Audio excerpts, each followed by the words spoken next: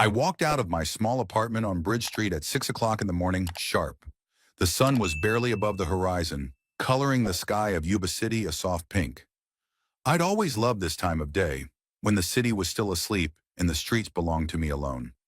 At 68 years old, I've kept the habit of getting up early. They say people need less sleep as they age. Maybe so. But I think I just don't want to spend the time I have left in bed. My daily route has been the same for years. First Turnbull's Bakery, which serves the best coffee in town, then a walk along the Feather River, and finally my restaurant. However, few people know that it is I, Winston Pierce, who owns the Coastal. To most, I'm just an old man who helps with small errands and occasionally chats with customers. I pushed open the restaurant's service door and stepped inside. The cooks were already starting their work, and the smell of freshly baked bread filled the kitchen. "Good morning, Mr. Pierce." Everett, the chef who had been here for 8 years, greeted me. "Morning, Everett. What are we having today?" "I've decided to add a new dish to the menu, trout with herbs and lemon sauce. Would you like to try it?" I nodded and took a seat at a small table in the corner of the kitchen. Watching the kitchen work was one of my favorite things to do. The deft movements of the cooks, the clinking of dishes, the sizzling of oil in the pans. It all added up to a special symphony that I never tired of listening to. Coastal became mine 15 years ago when the previous owner, my old friend Paul Abbott, decided to retire and move to Florida. We had known each other since our youth, and when he offered to buy the restaurant, I didn't hesitate for a minute. After 30 years of working for a construction company, I had saved enough money to afford such an acquisition. By then, my marriage to Helen was already bursting at the seams. Our son Keith had just graduated from college and moved to San Francisco, and Helen and I realized that in our 25 years together, we had become strangers. Divorce was inevitable, but we managed to maintain our friendship. Helen died 5 years ago of cancer. We hadn't been together for 10 years by then, but her death was a heavy blow to me. Keith reacted strangely, as if he hadn't lost his mother, but just a distant relative. He came to the funeral with his wife Rosemary. They stood stone-faced at the grave and flew out the same day. Everett set a plate of trout in front of me. "You were right about the saffron, Mr. Pierce. It does make the sauce richer." I smiled and tasted the fish. The tender meat melted in my mouth, and the sauce complemented the flavor perfectly. "Excellent, Everett. Add it to the menu." The chef glowed and returned to the stove. Everyone in the restaurant knew that I always had the last word, even though Holden Neal, my manager, was the owner. It had been that way since the beginning. I never sought to be the center of attention, preferring to stay in the shadows. Maybe that was a mistake. Maybe that's why my son thinks I'm a loser. My relationship with Keith has never been easy. Even when Helen and I were still together, he was always closer to his mother. She spoiled him, and I tried to discipline him, which often led to conflict. After the divorce, he practically stopped talking to me, and when Helen got sick, he accused me of abandoning her when she needed me most. It wasn't fair. I helped Helen financially, visited her in the hospital, but Keith only saw what he wanted to see. Besides, by then, he was already married to Rosemary Elliott, a former model who worked as an image consultant for some tech startups. She looked down on me from the start, like a redneck unworthy of attention. For the last few years, our communication with my son was limited to occasional calls at Christmas and his birthday. He never asked me how I lived, what I did. To him, I was still the same construction worker I was when he was growing up, only older and apparently out of his mind. Keith didn't know that I owned the Coastal, one of the most successful restaurants in Yuba City. Didn't know that 3 years ago, I opened a second restaurant in Sacramento that is also thriving. Didn't know that I was richer now than I had ever been in my life. I never told him about it, partly out of pride, partly because I wanted him to appreciate me not for the money, but for being his father. A foolish hope, perhaps, for a man of my age. At noon, the first customers began arriving at the restaurant. I changed into my usual attire, simple pants, shirt, and vest, and went out into the hall to help set the tables and occasionally talk to the guests. Many of the regulars knew me as Old Vinny and liked to have a word with me. "How are your roses, Mr. Bennett?" I asked an elderly gentleman who came to lunch every Thursday. "Oh, Winnie, they're especially good this year. Must be the rainy spring. You must come and see them sometime." "I will, sir. What will you be ordering today?" That's how my day went. Talking, running errands, and keeping an eye on the restaurant. Toward evening, Holden, my manager and the only friend I trusted, arrived. Holden was 20 years younger than me, but we got along just fine. He had come to work as a waiter under Paul, and I immediately noticed his organizational skills. When I bought the restaurant, I asked him to take over, and I never regretted it. "Good news, Vince," he said as he walked into my office at the back of the restaurant. "We've been named one of the best restaurants in Northern California by Gourmet magazine." "Not bad for a country joint," I smiled. "No, come on, you always knew we had a special place."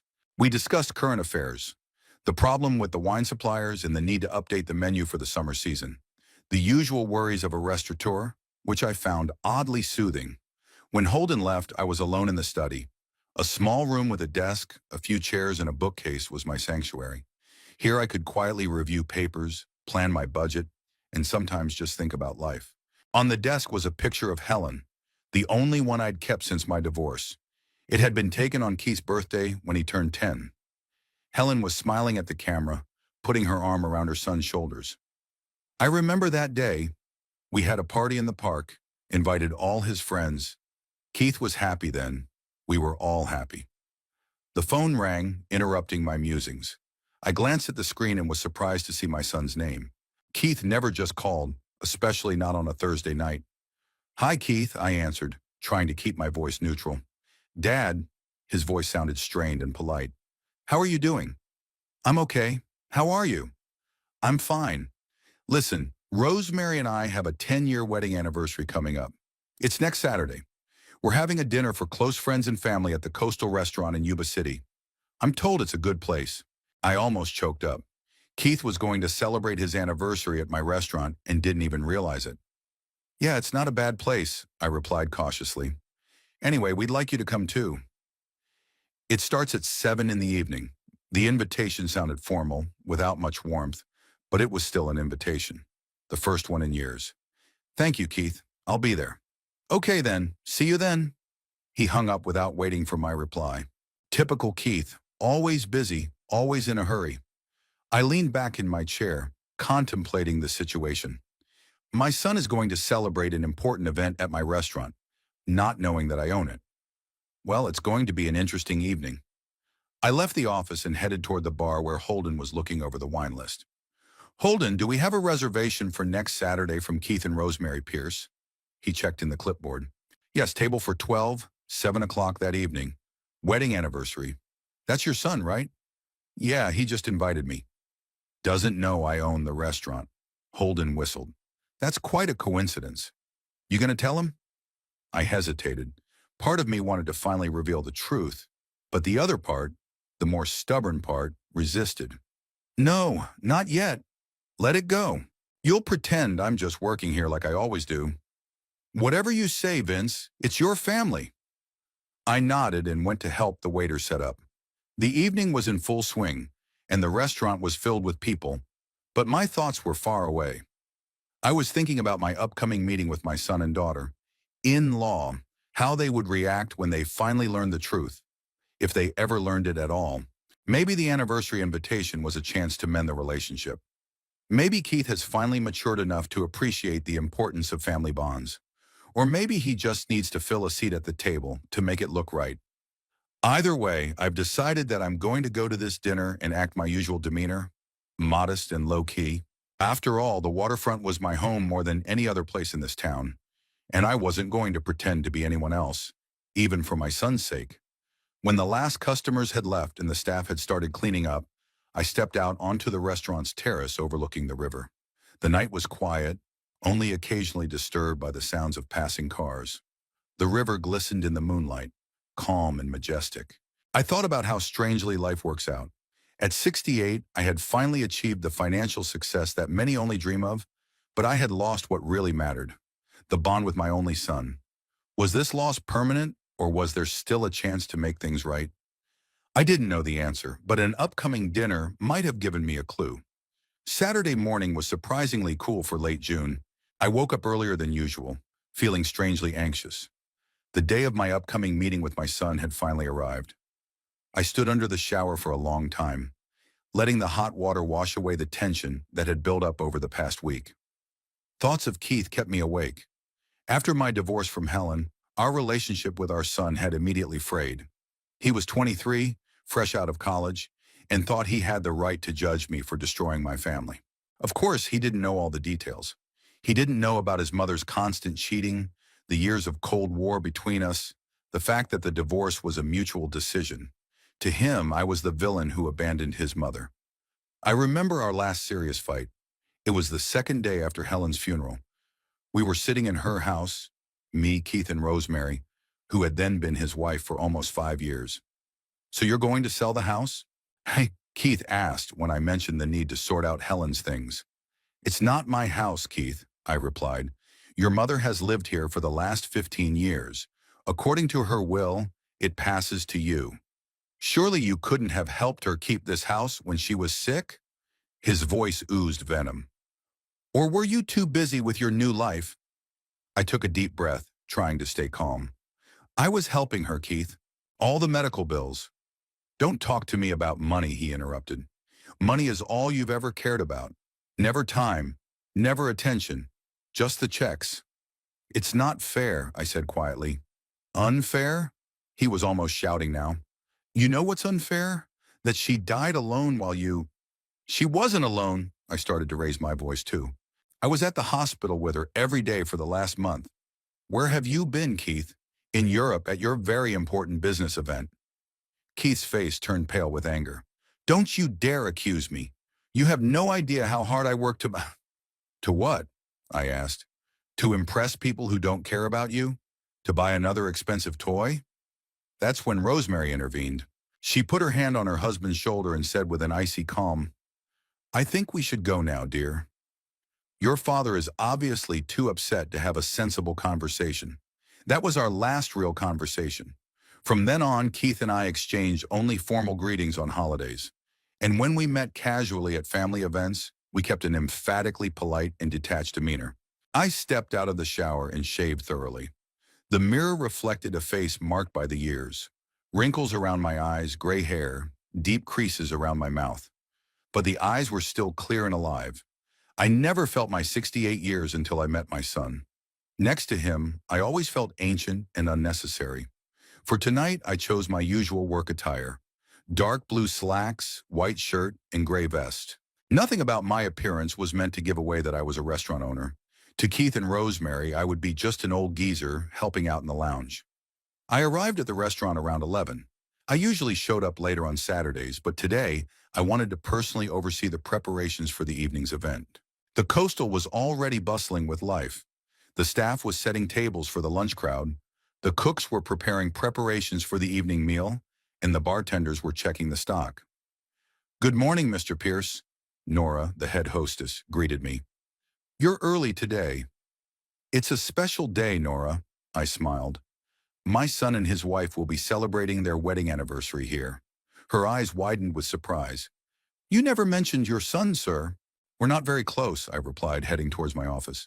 "And by the way, he doesn't know that I own this place, so please don't mention it." "Of course, Mr. Pierce," she nodded, though I could tell by the look on her face that she found the situation odd. In the study, I looked over Keith's reservation. A table for 12, with a celebratory menu and champagne ordered, all paid for in advance by credit card. Typical Keith, always needing to show he's on the money. I remember a few years ago, during one of our rare meetings, he tried to impress me with his new car, some expensive German model I didn't even remember the name of. He talked about it as if it were the greatest achievement of mankind, not just a means of transportation. "Impressive," I said without much enthusiasm. "You just don't understand," Keith replied with ill-concealed irritation. "It's not just a car, it's a status symbol." "Is status that important to you?" I asked. He looked at me with ill-concealed superiority. "Unlike you, I understand how the world works. People judge you by your looks, by what you have." "What do you have, Keith, besides a car and an expensive watch?" He didn't answer, just snorted and changed the subject. I think that's when I finally realized that my son and I were speaking different languages. For me, life had always been about simple things. Work that was satisfying, people to spend time with, a place to call my own. For Keith, it's about outward glitz, about impressing others, about the eternal chase for phantom success. The office door opened and Holden entered.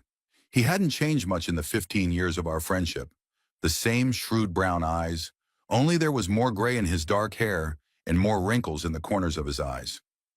"You're early today," he said, sitting down in the chair across from me. "I wanted to check on the preparations for tonight." "Everything will be perfect," he assured me. "I'm personally supervising every detail. Your son and daughter-in-law will be satisfied." "If there's anything to satisfy them," I muttered. Holden looked at me carefully. "You still haven't decided whether to tell them the truth or not?" I shook my head. "I think I'll leave it at that, at least for tonight. I don't want to create an awkward situation during their celebration." "Maybe it would be a good time to clear the air," Holden suggested. "You always said you wanted an honest relationship with your son." "Honesty works both ways," I sighed. "Keith has never been interested in my life. In the 5 years since Helen's death, he'd never once asked me how I lived, what I did. To him, I'm still the same construction worker I was 30 years ago." Holden nodded, accepting my point of view. He was one of the few people who really understood the complexity of my relationship with Keith. "In any case," he said, rising, "I'll make sure you don't have to serve their table. You can just attend as a guest." "No," I said firmly. "I will work as usual." If they invited me just as a courtesy, well, I can be just as polite. After Holden left, I was alone in my office, immersed in my memories. In front of me on the desk was the same picture of Helen with 10-year-old Keith. I remembered what he had been like as a child. Inquisitive, emotional, eager for attention. When had things changed? When had that look of condescending superiority appeared in his eyes? Perhaps after college, when he started working for a financial firm in San Francisco, or after marrying Rosemary, who always looked at me like I was something stuck to the sole of her expensive shoes, or maybe it happened gradually, unnoticed by both of us. I remembered the only time I'd met Rosemary before they were married. Keith had brought her to meet Helen and me. We were already divorced then, but had decided to have dinner together for our son's sake. Rosemary was beautiful. There's no denying it. Tall, slim, with flawless features and cold blue eyes. She'd worked as a model then, when her career went south, had retrained as an image consultant. During dinner, she talked mostly about the celebrities she worked with, fashion trends, and her plans to open her own agency. "What do you do, Mr. Pierce?" "Near a year," she asked at one point, as if she had just remembered I existed. "I used to work in construction," I replied. "Retired now." "Oh," she said with ill-concealed disappointment. As usual, that tone, that look on her face, they spoke louder than any words. I was nothing to her, a man from another, lower world. And the saddest part was that Keith was looking at her with adoration at that moment, fully accepting her value system. I left the office and headed for the lounge. The staff had already started preparing for the evening event, sliding tables, changing tablecloths, arranging flowers. I approached Emma, the head waitress who had worked at the waterfront almost from the beginning. "Mr. Pierce, everything will be ready on time," she assured me. "Hey, Neil," Holden said they were special guests. "My son and his wife," I replied. "But they don't know I own the restaurant, so please." "We understand," Emma smiled. "For them, you are just a helper in the hall." "Thank you." I walked around the restaurant, checking every detail, from the cleanliness of the tables to the freshness of the flowers. Coastal was my pride, the result of years of labor, and I wanted everything to be perfect tonight. Not to impress Keith and Rosemary, but simply because I had always strived for perfection in everything I did. By 5 o'clock, the restaurant had emptied after the day's flood of customers, and the final preparations for the evening's event had begun. I changed into a clean shirt and helped the staff with the finishing touches, arranging the name cards for the guests, checking the wines, making sure the cake for the Jubilees was delivered and matched the order. At 6:30, I walked into the kitchen where Chef Everett was preparing a special menu for tonight. "Everything is top-notch, Mr. Pierce," he assured me. "Your son and his guests will be pleased." "I don't doubt it, Everett," I smiled. "You never fail." It was 6:45 when I walked out into the hall and saw Holden greeting the first guests. They were Keith and Rosemary's friends, a young couple in expensive clothes with loud voices and confident manners. They belonged to the world that was so important to my son, the world of ostentatious success and superficial relationships. "Have Mr. and Mrs. Pierce arrived yet?" I asked Holden when most of the guests had already taken their seats.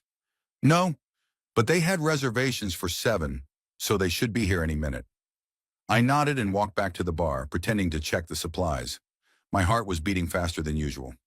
Despite all my resolutions to remain calm and detached, I couldn't help but feel anxious before meeting my son. After all, he was my only family. At precisely 7 o'clock, the restaurant doors opened, and in they walked. Keith and Rosemary, Pierce, the culprits of the occasion. My son had changed little in the 2 years we had not seen each other. Still as tall and trim, in an impeccable suit, with a neatly trimmed beard. Rosemary looked flawless beside him in an elegant ivory dress, with perfect hair and makeup. Holden met them at the entrance and led them to the table where their friends were already waiting. I watched them from afar, taking my time to make my presence known. Keith was smiling and shaking hands, Rosemary accepting congratulations with that look of a queen condescending to her subjects. "Had you changed your mind?" Holden asked quietly as he passed me. "No," I answered firmly. "Everything remains as it is. For now, at least." I wasn't sure I was making the right decision by keeping the truth from my son. Maybe honesty really would be the best policy. But something inside me, pride, stubbornness, or maybe just fatigue from years of estrangement, wouldn't let me make the first move. Let things take their course, I decided. Tonight I would be just another guest at my son's party, an inconspicuous figure on the periphery of his life. And tomorrow? Well, tomorrow would be a new day. When I finally arrived at the table where Keith and Rosemary were sitting, the atmosphere was already electrified with laughter and clinking glasses. I was in no hurry to reveal myself, giving them time to enjoy the beginning of the evening. As I watched from the sidelines, I noted how confident my son was among his friends, talking and gesticulating, and everyone listening with genuine interest. At such times, he reminded me of Helen, and she, too, could be the soul of the company. "Daddy," Keith saw me first and stood up to greet me.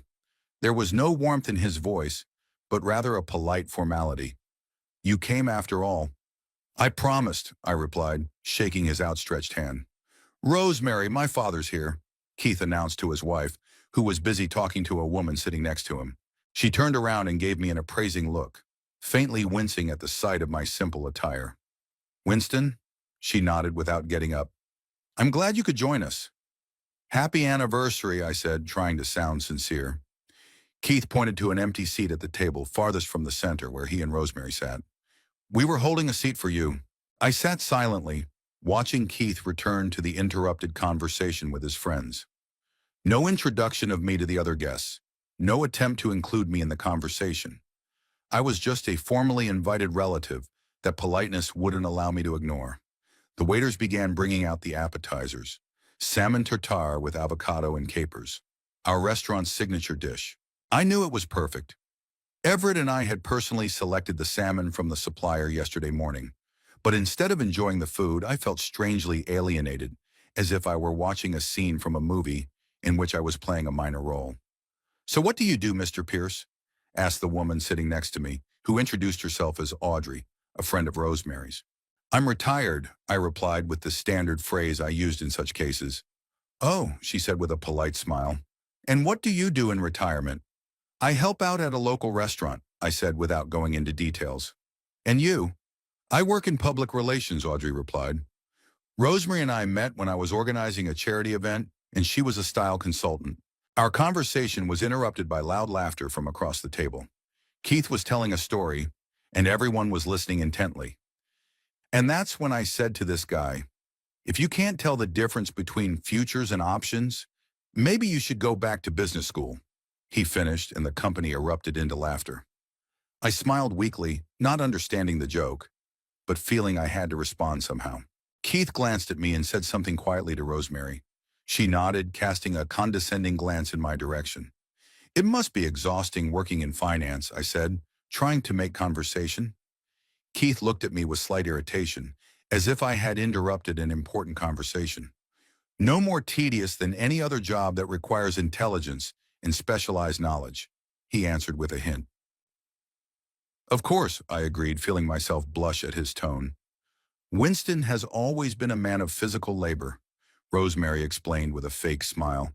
"He'd been a construction worker all his life, right?" Yes, pretty much, I confirmed, not realizing that I'd been the owner of the restaurant where they were sitting for the past 15 years. It's noble work, one of Keith's friends said condescendingly. Someone has to build the houses we live in. I remained silent, not wanting to continue this awkward conversation. Meanwhile, the main course was served, filet mignon with truffle sauce and seasonal vegetables. I knew the meat was perfectly seared, the sauce was made from Everett's special recipe, and the vegetables were grown on a local organic farm. But watching Keith meticulously examine his plate, I suddenly felt a strange unease. The meat's a little overcooked, he said loudly, cutting into the steak. I asked for medium rare. I knew that wasn't true. The meat was exactly the way he'd ordered it. I checked the order myself. Let me check, I said, rising. Maybe there's been a mistake. Don't bother, Dad, Keith said. I already told the waiter. I saw him call Emma over and say something to her. She listened with a professional smile and nodded, though I could see her shoulders tense. Your father's very caring, another guest sitting next to Keith remarked. Oh, yeah, he replied with a faint sneer in his voice. Dad's always been very attentive to detail, especially the ones that concerned him directly. What do you mean? I asked, feeling the tension building inside. Nothing in particular, Keith shrugged. It's just that you've always been more focused on the little things than on the big picture. Little things? I asked, trying to stay calm. Yeah, like exactly how much money was spent on something, or exactly who said what, he paused. It's normal. Everyone has their priorities. I felt the blood rush to my face. Keith was alluding to our old arguments about money, about how I was supposedly too stingy to help my family. It was unfair and hurtful, especially here in front of his friends. I think it's important to pay attention to details, I said. They often tell more than the big picture. Sure, Dad, Keith smiled indulgently. Whatever you say. Rosemary put her hand gently on her husband's shoulder. Darling, remember when we wanted to tell everyone about our trip to Italy? I realized that I was being neatly excluded from the conversation. Keith readily switched to a new topic, beginning to tell me about their recent vacation on the Amalfi Coast. I silently ate my steak, which of course was perfectly cooked. Out of the corner of my eye, I noticed Holden watching our table intently from behind the bar. He knew me well enough to see that I was upset. And then this local chef invited us over for a tasting. Can you believe it? Just because we were talking about traditional cuisine, Keith continued his story, clearly enjoying the attention. He probably thought you were Michelin critics, someone joked. I don't think so, Rosemary smiled. It's more likely that he just appreciated our taste. Keith knows about good food. I couldn't take it. In fact, Coastal has some of the best food in Northern California, I said. The restaurant had recently been recognized by the... Dad, please, Keith interrupted me with undisguised irritation. We were talking about Italian food, not local eateries. Coastal isn't a diner, I countered, feeling my anger rising inside me. It's one of the best restaurants in the region. How do you know what a good restaurant is? Rosemary snorted, exchanging glances with her friends. You've been eating in diners all your life. I've had enough experience to recognize good food, I replied, trying to keep my voice calm. Sure, Rosemary smiled indulgently. Just like you know about wine and art, right? There were restrained chuckles around the table. I felt the color flood my face. They were openly mocking me, and I couldn't do anything about it without revealing my secret. I don't claim to be an expert, I said, trying to maintain my dignity. But I know I'm talking about the Coastal. Keith rolled his eyes defiantly. Dad works here, he explained to his friends. He helps out with some small errands. He thinks that makes him an expert in the restaurant business. I froze, stunned by his words. He hadn't just downplayed my role. He'd made me look like some pathetic old man clinging to the illusion of importance. I'm not just helping, I started, but Rosemary interrupted me again. Winston, why don't you ask for more wine? She said it in the tone one uses when addressing waitstaff. I'm not a waiter, I said quietly but firmly. Oh, I'm sorry, she apologized falsely. Sometimes it's hard to know exactly what your duties are here. Don't mind my father, Keith said, addressing everyone at the table. He sometimes confuses reality. Age, you know. I felt something snap inside me. It wasn't just neglect anymore. It was outright humiliation.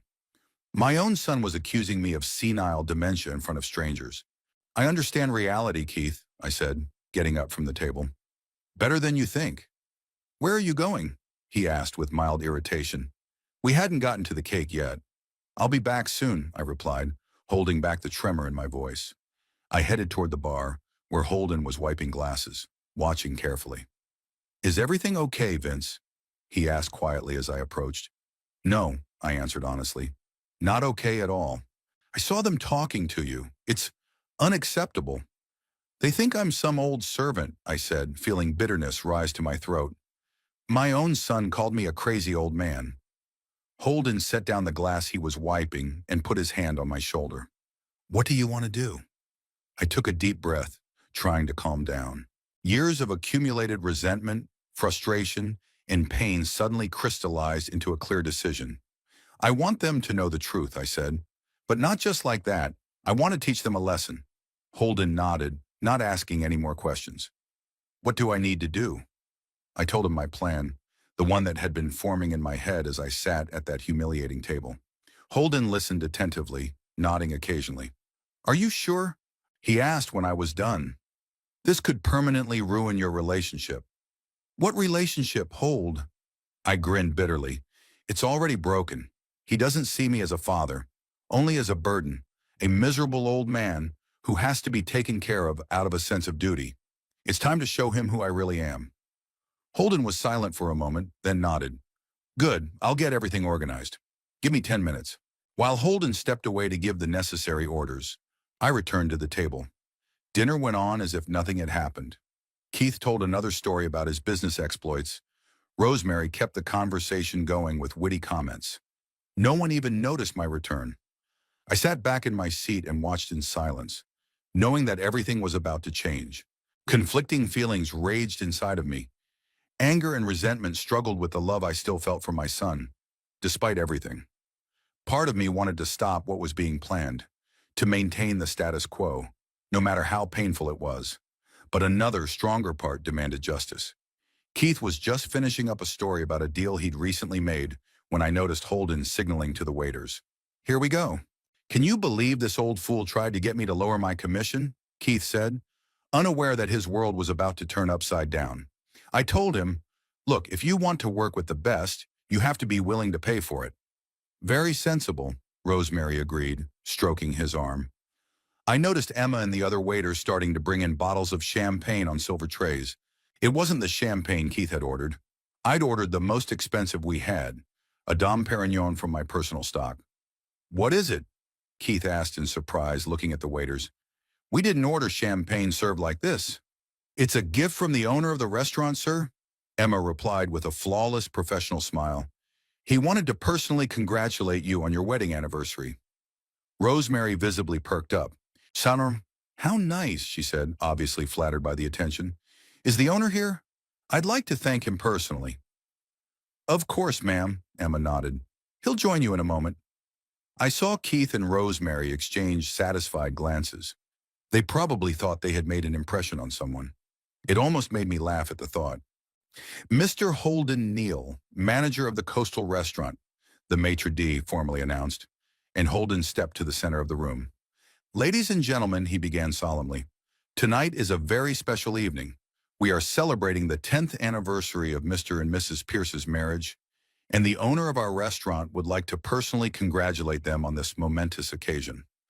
All heads turned toward the door, waiting for the owner to appear, but I remained seated at the table, watching the slight confusion appear on Keith and Rosemary's faces. Ladies and gentlemen, may I introduce the owner of the Coastal Restaurant?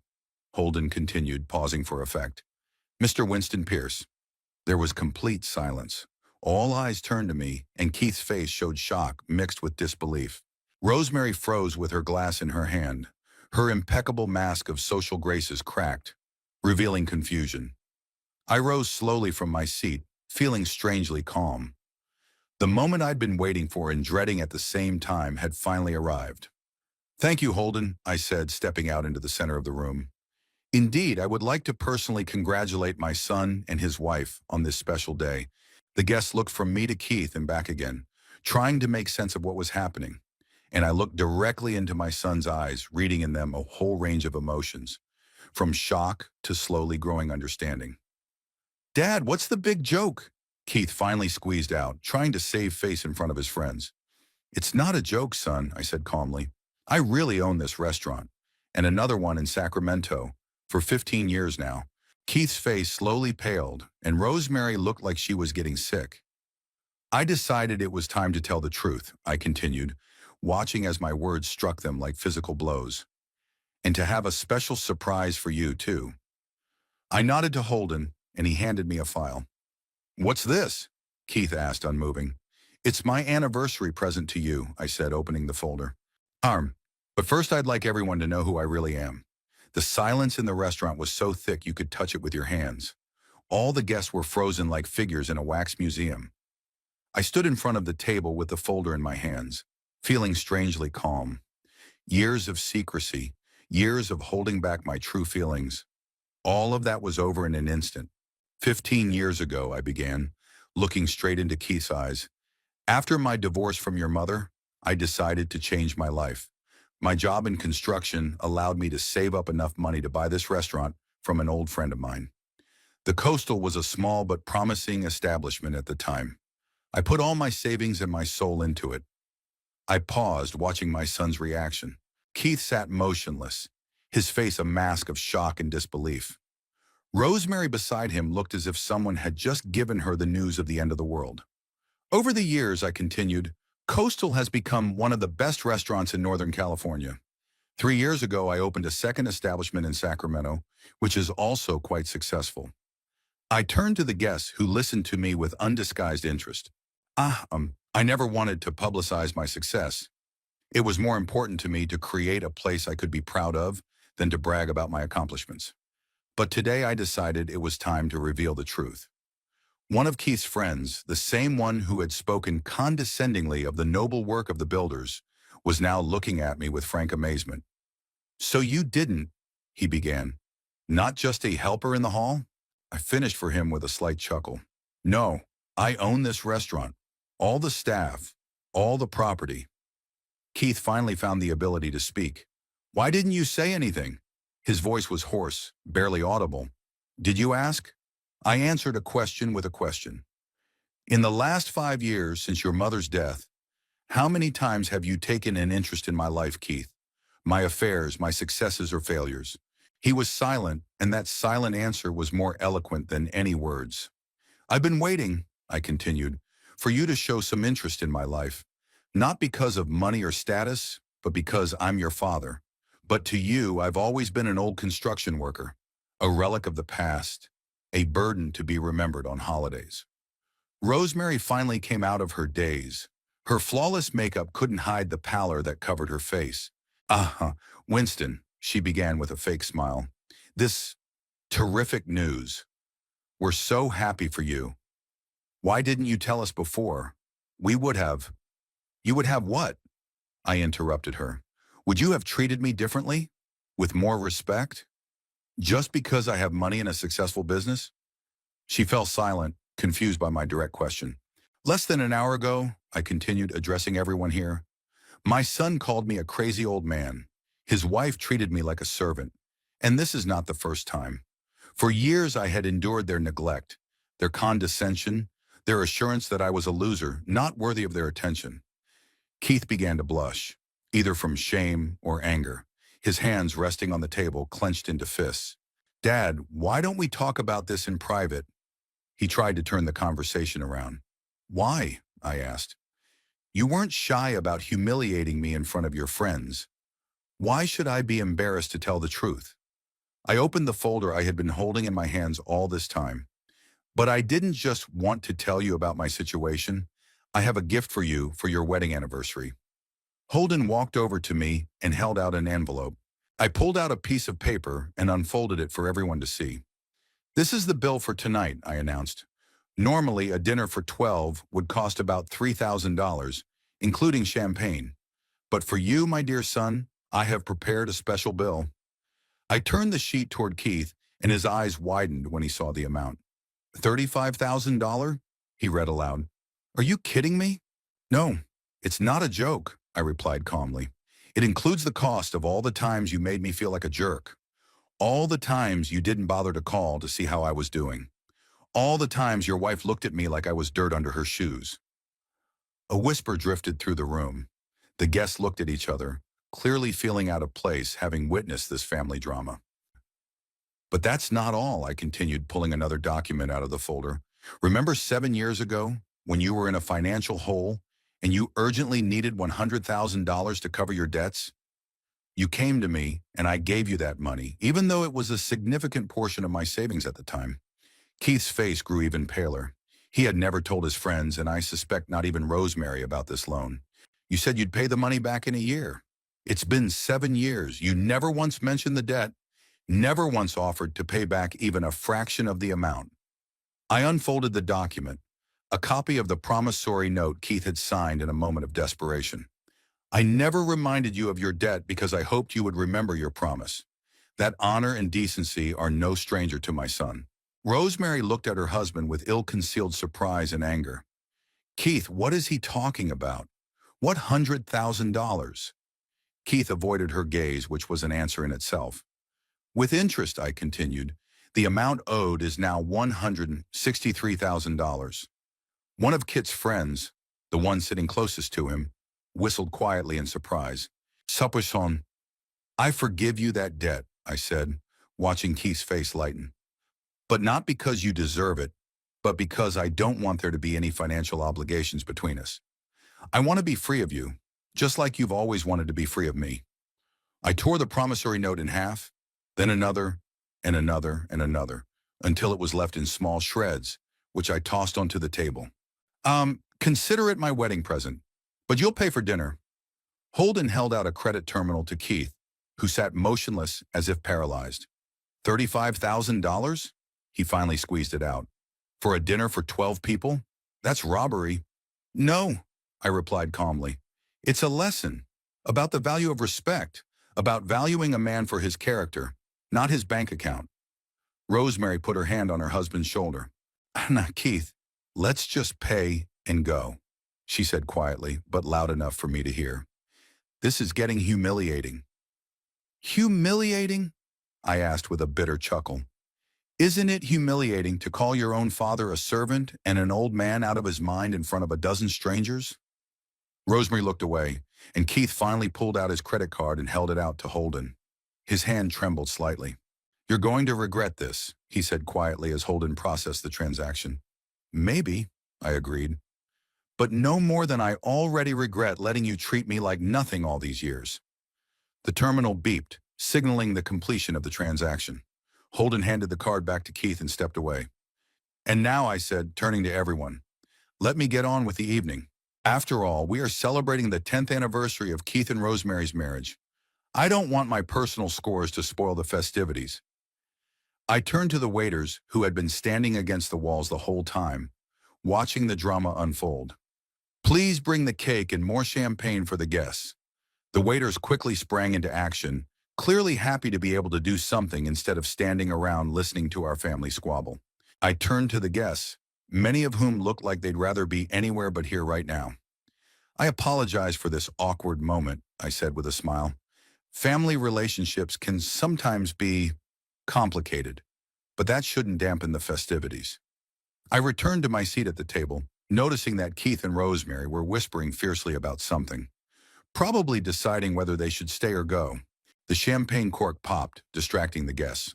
The waiters began filling glasses and the tension in the room eased a little. I watched my son feeling a strange mixture of emotions. On the one hand, I felt satisfied that I had finally told him the truth and made him feel at least some of the humiliation he had forced me to feel for years. On the other hand, somewhere deep inside was pain. The pain of realizing that there was now a gulf between us that might never be bridged. Keith finally made a decision. He stood up, still pale, but with his head held defiantly high. Friends, he addressed the guests, Rosemary and I thank you for coming to share this special evening with us. Unfortunately, there have been some unforeseen circumstances, and we are forced to interrupt the festivities. A whisper drifted through the room again, but Keith ignored it. The cake and champagne are on the house, he continued with a strained smile. Please enjoy the rest of the evening. He turned to me and I could see the icy fury in his eyes. "We'll talk later," he said quietly. "If you want to," I replied. "I'll be here." Keith took Rosemary's hand and they headed for the exit. She walked with her head held high, but her posture was tense and her face was frozen. Holden came up to me as they disappeared out the door. "Are you okay?" he asked quietly. "I don't know," I answered honestly. "But I did what I had to do." The guests began to leave, despite the cake and champagne. No one wanted to stay after such a scandal. I didn't blame them. It wasn't the party they'd hoped for. When the last guest left, I sank down in my chair, suddenly feeling very old and very tired. The emotional rush that had sustained me during the confrontation had faded, leaving behind an emptiness and a strange melancholy. Holden sat down beside me, silently holding out a glass of whiskey. I accepted it gratefully and took a sip, feeling the hot liquid burn my throat. "Do you think I was too harsh?" I asked, looking at the amber liquid in the glass. "I think you did what you had to do," Holden replied. "They deserved it." "Maybe," I sighed, "but he's still my son." "And that's why his attitude toward you was so painful," Holden said. "We don't expect love and respect from strangers. We do from family." I nodded, unable to argue with his logic. "I'll go check on the staff," Holden said, getting up. "You get some rest." It had been a rough night. When he left, I was alone at a table that had been the center of the party an hour ago, but now looked like a battlefield of scattered napkins, unfinished glasses, and leftover food. The waiters were quietly cleaning up, trying not to disturb me. I didn't know if I had done the right thing by making the scene. Years of resentment and frustration needed an outlet, and today's humiliation was the last straw. But was a public confrontation the only way? Could I have talked to Keith alone, explained my feelings to him without this spectacle? Maybe. But would he have listened? Would he take my words seriously if he wasn't cornered? If he didn't feel as humiliated as I'd felt all these years? I didn't know the answer. Only knew that the bridge between me and my son, which was already fragile, was now probably shattered permanently. And part of me mourned that, even as another part of me felt the satisfaction of justice restored. My musings were interrupted by the ringing of the phone. I pulled it out of my pocket, expecting to see Keith's name, but it was an unknown number. I answered with some hesitation. "Winston Pierce speaking." "Mr. Pierce," came an unfamiliar male voice. "My name is Timothy Pratt, and I'm the attorney for your son, Keith Pierce." I felt my eyebrows creep upward in surprise. "An attorney? Keith has already hired a lawyer?" "Mr. Pierce insists that all future communication with you go through me," Pratt continued, ignoring my question. "He believes that today's incident was a deliberate act of financial and emotional abuse on your part." I couldn't believe my ears. Keith was accusing me of violence after everything he and Rosemary had done? "That's ridiculous," I said. "I was simply revealing the truth about myself and reminding him of the debt he himself had willingly taken on." "Mr. Pierce claims that you publicly humiliated him in front of his friends and colleagues, which could cause irreparable damage to his reputation and career," the lawyer continued. "In addition, you forced him to pay an exorbitant bill under threat of further public humiliation." I felt the anger boiling up inside me again. What about the fact that he and his wife had been humiliating me for years? How about tonight when they called me a servant and a senile old man out of his mind in front of those same friends? "I'm not here to discuss family dynamics, Mr. Pierce," Pratt replied coldly. "I'm calling to notify you of the possible legal ramifications of your actions. Mr. Pierce is considering filing a lawsuit for damages." I laughed, unable to contain myself. "A lawsuit? For what? For telling him the truth about me? For forgiving him a debt of $163,000? Or for daring to remind him how he should treat his father?" Pratt was silent for a moment, clearly not expecting such a reaction. "Mr. Pierce, I strongly advise you to consult your own attorney before making any further statements." "Tell Keith," I said, feeling my anger give way to fatigue, "that if he wants to sue me, let him. I'm not afraid of the truth, and I'm not afraid of him." I hung up the phone without waiting for the lawyer to answer. My hands trembled slightly, not from fear, but from frustration. Was Keith so caught up in his pride that he was willing to take the case to court instead of just admitting he was wrong? Holden came back, And when he saw the look on my face, he knew something was wrong. What happened? Keith hired a lawyer, I answered. He's threatening to sue me for today's incident. Holden whistled. That's serious. What are you going to do? I hesitated. Part of me wanted to respond with aggression to aggression, hire the best lawyer, and give Keith a real fight. But the other part, the more tired, wiser part, knew that that would only prolong the conflict, deepen the chasm between us. Nothing yet, I said. We'll see if he really will sue, or if it's just empty threats. Holden nodded, accepting my decision. Either way, I'm on your side, Vince. Everyone in the restaurant is on your side. I smiled gratefully at him. At least I had people to support me in this chaos, even if my own son was incapable of doing so. The staff finished cleaning up, and the restaurant slowly emptied. I sat in my office going over invoices and reports, trying to distract myself from thoughts of what had happened. But images of tonight kept popping up in my mind. The shocked look on Keith's face when he learned the truth, the fury in Rosemary's eyes, the awkwardness of their friends. I did what I had to do. I'd restored my dignity, made them feel at least some of the humiliation they'd made me feel. But then why did victory seem so hollow? I spent the next 3 days after the incident at the restaurant at home, not answering my cell phone or making contact with the outside world. My phone wouldn't stop ringing. Keith and Rosemary tried to reach me with enviable persistence. I could see their names on the screen, but each time I pressed the reject button. I wasn't ready to talk to them yet. On the morning of the 4th day, I finally decided to come out of my voluntary recluse. The weather was overcast, the sky covered with heavy gray clouds, which oddly matched my mood. I headed to the restaurant, feeling the need to return to the routine that had always had a calming effect on me.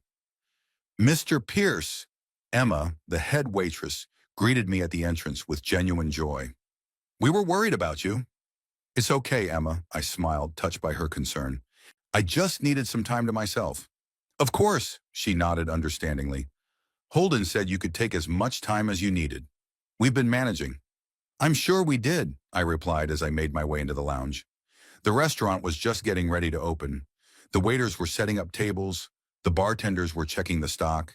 The kitchen was filled with appetizing smells. It was business as usual, and it had a calming effect.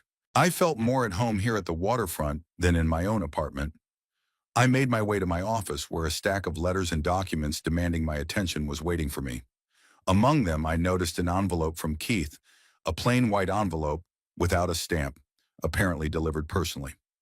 I put it aside, deciding to attend to more pressing matters first. Not an hour later, there was a knock on the office door, and Holden came in. He looked surprised to see me at my desk. Vince, huh? I didn't think you'd be back so soon. You can't hide forever, I shrugged. Besides, I'm better here. Holden sat down in the chair across from me. How are you? I thought about it, trying to formulate an answer. How was I feeling? The anger from that night had faded, but it was replaced by a strange emptiness mixed with bitterness. I don't know, I answered honestly. Often, sometimes I think I did the right thing. Other times I think I made it worse. Your son called the restaurant every day, Holden said, trying to find out where you were and when you'd be back. And what did you tell him? That I had no idea. Holden smiled slightly, which was true. I nodded, grateful for his tactfulness. He also came here yesterday, Holden continued. Alone, without Rosemary. That surprised me. Keith rarely did anything without his wife, especially when it came to family matters. And what did he want? To talk to you, Holden answered. He looked different, not as confident as usual. I glanced at the envelope on the table. He left this? Yes, he said it was important. I took the envelope in my hands but didn't open it. Do you think he's truly sorry? I asked Holden. My friend hesitated, weighing the answer. Honestly, I don't know, but he looked concerned. Maybe he finally realized he'd gone too far. I sighed. Did I know my son well enough to judge his sincerity? Could I trust my instincts after so many years of deception and disappointment? I began, setting aside the envelope. Have you ever thought about how family is a strange concept? We don't choose which family to be born into.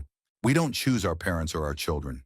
But we are somehow obligated to love them, to respect them, to maintain the relationship even if it hurts us. I think family is more than just blood, Holden replied. It's a choice we make every day. Blood kinship just gives us a starting point, but true family is built through actions, through caring, through mutual respect. I nodded, agreeing with what he said. And when that respect isn't there, when a relationship becomes toxic, destructive, then maybe you have to have the courage to admit that some relationships aren't worth keeping. Holden looked me straight in the eye. Even if it's a family. The thought was both painful and liberating. For years, I'd clung to the idea that Keith was my son, and therefore I was obligated to tolerate his neglect, his arrogance, his constant judgment. But what if that's not true? What if I'm entitled to a relationship that doesn't hurt me, even if it means giving up blood ties? I don't know if I can let him go completely, I admitted. He's my only child after all. It's your decision, Vince, Holden said softly. Whichever one you make, I'll support you. I smiled gratefully. Holden wasn't related to me by blood, but over the years he'd grown closer to me than most relatives. Thank you, Hold, for everything. He nodded and stood up. I need to check on supplies. I'll see you later. When Holden left, I finally decided to open the envelope from Keith. Inside was a short letter written in his neat handwriting. Dad, I hope you will read this letter. After that evening, Rosemary and I thought a lot about our relationship and how we treated you all those years ago. We realized that our behavior was unacceptable, and we sincerely regret it. We would like to meet with you to apologize in person and try to repair the relationship. Family is very important, and we don't want to lose you because of our mistakes. Please call me when you are ready to talk. Love, Keith. I read the letter several times, trying to find something in it that I didn't notice the first time. The words sounded right, but something about them made me doubt it. Maybe the phrase about family, which seemed too convenient after he'd learned of my financial situation, or the general formality of the tone, as if he was writing a business letter rather than addressing his father. I set the letter aside and pulled out my cell phone. It had 6 missed calls from Keith and 4 from Rosemary, as well as a few messages I hadn't read. I opened the first of them. Dad, we need to talk. Call me, please. The second was more insistent. I understand you're angry, but we need to talk about what happened. It's important. The third message was from Rosemary. Winston, Keith, and I would like to apologize for our behavior. Please give us a chance to explain. I went through the messages one by one, and a strange sense of déjà vu encompassed me. How many times over the years had I tried to patch things up with Keith? How many times had I called him, texted him, tried to meet, only to get a polite but cold rejection or a promise to call him back that was never fulfilled? And now that he had learned about my financial situation, about restaurants, he suddenly remembered the importance of family ties. Coincidence? I doubted it.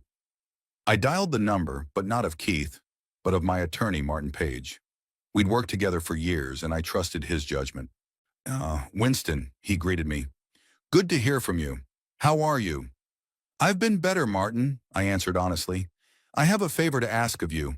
I want to change my will. There was a pause on the other end of the line. It's a big step, Martin finally said. Are you sure? Yes, I answered firmly. More than sure. Good, I can come to you tomorrow and we can discuss the details. I'll be waiting. After the conversation with the lawyer, I felt strangely relieved, as if I'd made a decision I'd been putting off for a long time. Keith was my sole heir, and for years I had no doubt that all my property should go to him when I died. But now I wasn't so sure. The phone rang again, and Keith's name appeared on the screen. I stared at it for a long minute, but finally decided not to answer.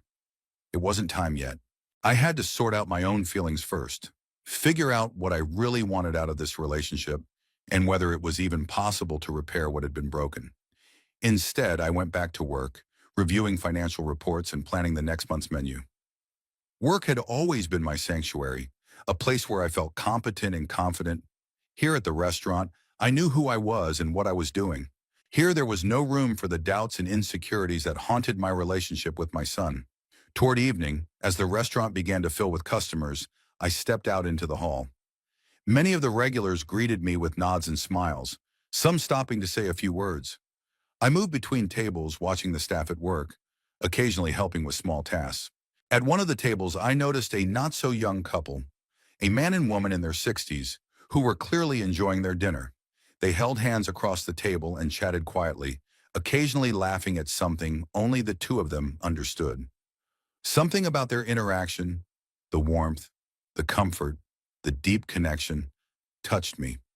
Perhaps it was something I had never had with Helen and was sorely lacking in my life. I was back in my office when the phone rang again. This time it was Rosemary. Yes, I answered, deciding it was pointless to ignore their calls any longer. Winston, her voice sounded softer than usual. Finally, Keith and I were so worried. Really? I couldn't hold back the sarcasm. Of course, she assured me. We want to apologize for our behavior. It was inexcusable. And yet you're trying to get forgiveness, I remarked. Rosemary was silent for a moment, obviously searching for words. We were wrong, she said at last, and we want to make it right. Keith is very worried. He wants to talk to you. About what? I asked. About how he's going to sue me? No, Rosemary answered quickly. That was said in the heat of the moment. He never intended to do that. And the lawyer who called me? Was that in the heat of the moment too? She was silent again, and I could almost see her mentally going over possible answers. Keith was upset and confused, she finally said. He hadn't been thinking clearly, but now he's realized his mistake, and he wants to make things right. We both do. I sighed. There was an insistence in her voice that seemed suspicious to me. Rosemary, be honest, I asked. What's changed? Why this sudden desire to mend a relationship that for years had been strained at best? We have rethought our priorities, she answered after a pause. Family's more important than we thought. Family's more important, I repeated. Or are my restaurants more important? Winston, there was indignation in her voice. How can you think that? We've never... Rosemary, I interrupted her. In the 5 years since Helen died, you've never once asked me to dinner. Never once asked me how I was doing. Never once tried to really get to know me. And suddenly, when it turns out I'm not a poor old construction worker, but a successful restaurateur, you remember the importance of family ties? She was silent, and her silence was more eloquent than any words. I will think about your proposal, I said. But right now I need time. Haha, of course. Her voice became soft again. We'll be waiting for your call. I ended the conversation feeling a strange mixture of emotions. Part of me wanted to believe in the sincerity of their apology, in the possibility of reconciliation. But the other, more cynical part suspected that their sudden concern had more prosaic reasons. There was another knock on the office door, and Holden came in. Is everything all right? He asked, seeing the look on my face. Sir, Rosemary just called, I answered. She and Keith want to meet, apologize, patch things up. And you believe them, I wondered? I don't know. I want to believe them. But their sudden desire for reconciliation coincided suspiciously with the discovery of your financial situation? Holden finished for me. Exactly, I nodded. If they really valued me as a father and father-in-law, they wouldn't have acted like this all these years. Something doesn't add up. What are you going to do? Nothing yet, I answered. Martin, my lawyer, is coming tomorrow. We'll change the will. Are you sure you want to do that? Holden looked worried. It's a big step. I haven't decided exactly how I'm going to change it yet, I admitted. But I don't think Keith should get everything, just because he's my son, especially after the way he's been acting. Holden nodded, not trying to talk me out of it. What about meeting with them? Maybe later, I said. I want to get my affairs and my thoughts in order first. We continued to discuss the current affairs of the restaurant, but my thoughts kept returning to Keith and Rosemary. I remembered their faces that night. Shock, disbelief, and then a strange mixture of anger and calculation. They were humiliated, but I suspected they were more concerned about losing face in front of their friends than how they treated me all those years ago. After Holden left, I sat in my office for a while longer, reviewing my financials. 2 successful restaurants, investments, real estate. In 15 years, I'd accumulated a considerable fortune. And all that time I'd lived modestly, not publicizing my success, partly out of natural restraint, partly out of pride. I wanted Keith to see me as something more than just a source of money. But perhaps I was naive. Perhaps to Keith and Rosemary, with their materialistic view of the world, a man without money or status simply didn't deserve respect. And now that they knew of my situation, their attitude toward me changed dramatically. The next morning, as promised, Martin Page arrived. My lawyer was a soft-spoken, practical man whom I respected for his professionalism and honesty. "So," he said, laying out the papers on the table, "you want to change your will. What exactly do you plan to do?" I took a deep breath, gathering my thoughts. "I don't want Keith to be my sole heir anymore," I said, "but I haven't decided exactly how to distribute the estate." Martin nodded without showing surprise. "There are several options. You could set up a trust with certain conditions. You could leave some of the estate to charity. You can appoint other heirs if there are any," I wondered. I had no other close relatives, but there was an idea that had been forming in my head for the past few days. "What if I wanted to leave the restaurants to their employees?" I asked. "Create some sort of cooperative where everyone would get a share based on seniority?" Martin raised his eyebrows. "It's an unusual solution, but it's quite feasible. We can create a structure that will ensure a smooth transition of ownership and management after your death. It will require careful planning, but it is possible." "And the rest of the estate?" I asked. "Investments? Real estate?" "We could split it up," Martin suggested. "Some to Keith, some to charity, some to a trust for some specific purpose that matters to you." I nodded, feeling that I was moving in the right direction. "Prepare a draft with these ideas," I asked. "I will think about it and make a final decision later." Martin started drafting the documents while I looked out the window at the street where people were hurrying about their business. A strange sense of freedom swept over me. Freedom from expectations, from a sense of duty, from the need to maintain a relationship that only caused pain. I didn't know if I would ever meet Keith and Rosemary, if I would ever be able to forgive them or find common ground with them. But I did know that I would no longer let them dictate how I should feel or what I should do with my life. This was my decision, my choice, and for the first time in years, I felt like I was doing the right thing. 3 weeks flew by. After changing my will, I felt strangely relieved, as if I had been relieved of a heavy burden I had been carrying for years. I decided to leave Keith only a small portion of my inheritance, enough to prevent him from contesting the will on the grounds that I had wrongfully disinherited him, but no more than that. I distributed the bulk of my estate to the employees of the restaurants, setting up a special trust that would ensure that they would share in the business after my death. During those 3 weeks, I never once spoke to Keith or Rosemary, although they continued to call and text with enviable persistence. Instead, I focused on myself and my life. For the first time in years, I thought about what I wanted for myself, not how my actions would be perceived by my son or how they would affect our already complicated relationship. The first step was moving from a modest apartment on Bridge Street to a spacious penthouse in a new complex on the banks of the Feather River. I had always been able to afford better housing, but I preferred to live modestly, partly out of habit, partly out of a strange feeling that I wasn't entitled to luxury. Now I decided that at my 68, I had every right to comfort. The penthouse was bright, with large windows and a terrace overlooking the river. I ordered minimalist furniture, which I had always liked but had never dared to buy from my old apartment. I installed a grand piano in the living room. I had taken music lessons as a child and always wanted to get back to it, but never found the time. The next step was to change my public image in the restaurant. I no longer pretended to be a mere assistant. Now everyone knew I was the owner of the Coastal. This caused quite a few surprised looks and conversations among the regulars, but most of them treated the news with respect and even some admiration. "Mr. Pierce, I always knew you were here for a reason." Archer Thompson, an elderly professor who ate lunch at the restaurant every Wednesday, told me, "You've always had a sense of thoroughness." "Thank you, Professor," I smiled. "Sometimes it's easier to observe from the outside. And yet," he said thoughtfully, "you can't hide in the shadows forever. Sooner or later, you have to come out into the light." His words seemed almost prophetic.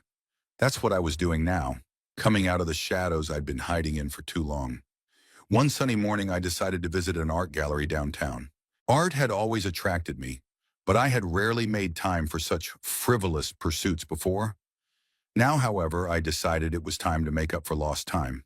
The gallery was small but well organized, with an interesting collection of works by local artists. I was slowly moving from painting to painting, enjoying the play of color and form, when I heard a familiar voice. Winston? Winston Pierce? I turned around and saw Odelia Parker. We hadn't met in 20 years, but I recognized her immediately. The same bright eyes, the same warm smile. Of course, time had left its marks, the gray in her brown hair, the wrinkles in the corners of her eyes. But it was undeniably her. Odelia. I couldn't hold back a smile. What a surprise. I can't believe it. She stepped closer. It's been so many years. We'd met before my marriage to Helen. Odelia worked for the architectural firm my construction company was working with. There was an instant attraction, and we dated for a while. But then I met Helen, and Odelia and I went our separate ways. I heard she got married and moved to Portland.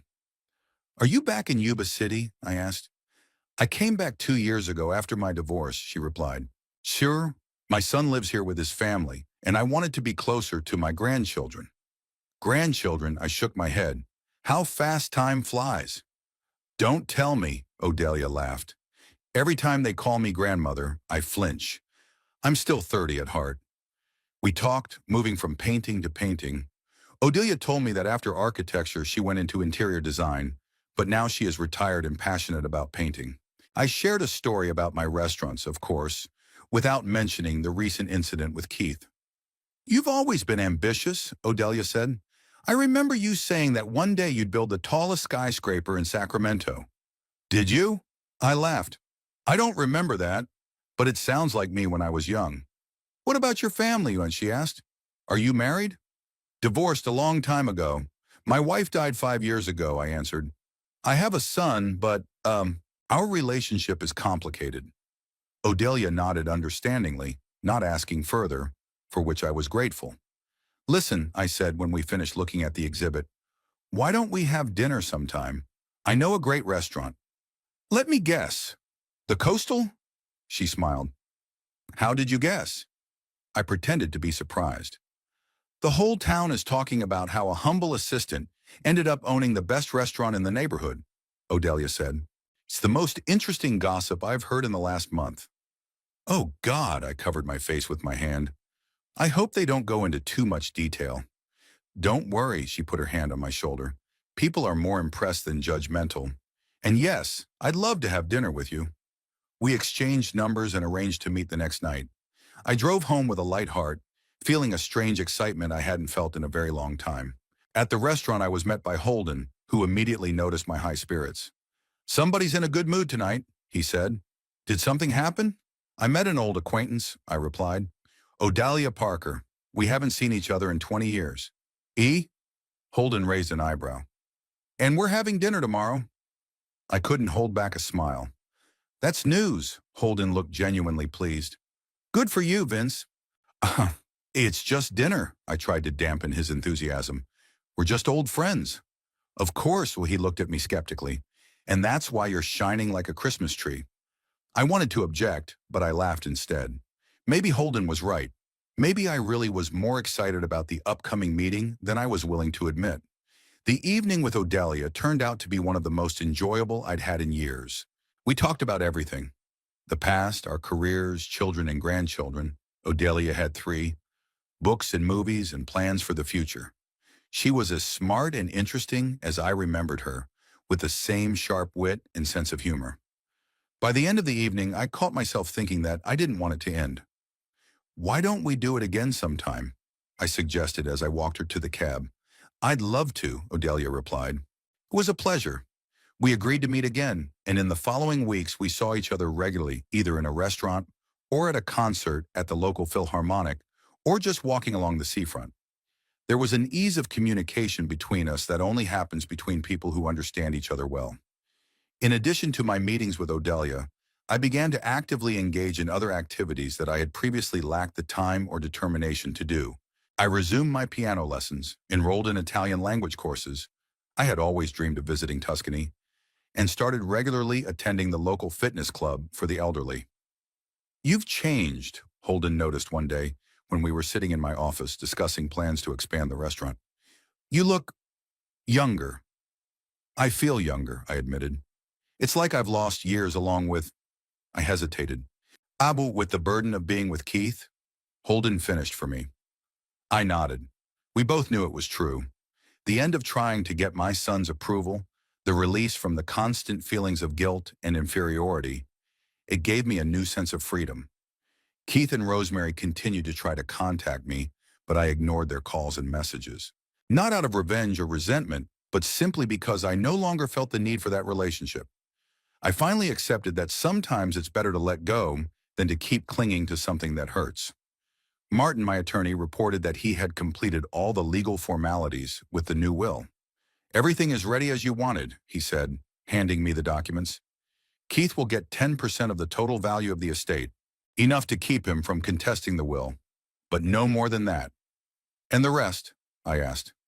70% will go to a trust fund for restaurant employees, just like you planned. 20% to charity, the programs to support the elderly and disadvantaged children you chose. I nodded, pleased with the result. It seemed a fair distribution of what I had accumulated over my life. One evening, Odelia and I, along with a few other friends I'd met in Italian class, had a small dinner in a private office of the Coastal. Everett outdid himself by preparing a special menu featuring Tuscan cuisine, and Holden picked out the perfect Italian wines. The evening was in full swing. We were discussing an upcoming trip to Italy we were planning for the fall, when Holden quietly approached me. "Vince," he said softly, "Keith and Rosemary are here. They insist on meeting with you." I felt my shoulders tense. I'd almost forgotten about them during the weeks I'd been immersed in my new life. "What are they saying?" I asked. "That it's important that they don't leave until they talk to you," Holden answered. "I told them you're busy, but they insist." I looked at Odalia and the other guests, who continued their conversation without noticing our conversation with Holden. They were part of my new life, a life where I was happy, where I was respected and appreciated for who I was, not what I had. "Tell them I can't accept them right now," I said firmly, "and I don't want them to interfere with our evening. If they don't leave voluntarily, call security." Holden looked surprised at my firmness, but nodded and walked out. I went back to my conversation, trying not to think about what was going on in the main room of the restaurant. But after a few minutes, I noticed movement at the glass door of the office. Keith and Rosemary were standing there, staring intently into the room. I could see the guard trying to push them away, but they resisted, unwilling to leave. Keith looked annoyed. Rosemary looked determined and a little frightened. For a moment, our gazes met through the glass. In Keith's eyes, I saw a strange mixture of emotions: anger, disappointment, and something else that could have been regret or a request. Rosemary was saying something, her lips moving, but I couldn't hear the words through the soundproof glass. At that moment, Odelia touched my arm, drawing my attention to some joke Professor James, one of our new friends, had just told. I turned to her, smiled, and joined in the general laughter. And when I looked at the door again, Keith and Rosemary were gone. The guards had apparently convinced them to leave. A strange feeling came over me. Not regret, not gloating, but something akin to relief. It was as if the last thread tying me to the past had finally been severed, freeing me for something new. "Is everything all right?" Odelia asked, noticing my pensive expression. "Yes," I answered, and for the first time in a long time, it was the truth.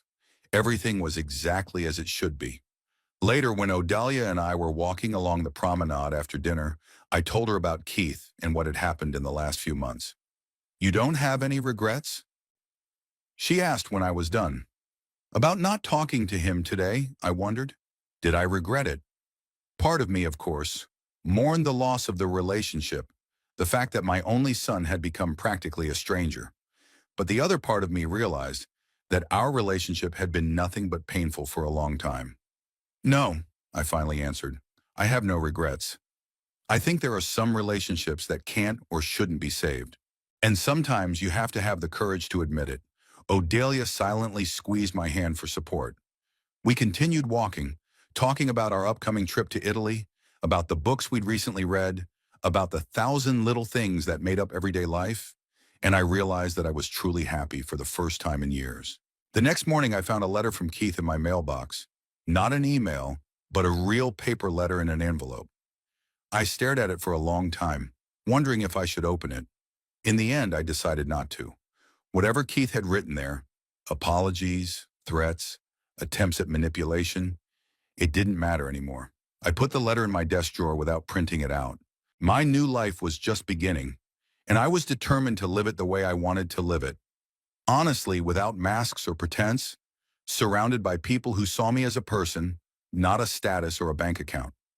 And if Keith ever realized what he'd lost in pursuit of his material goals, well, maybe then we could start over. In the meantime, I kept moving forward without looking back.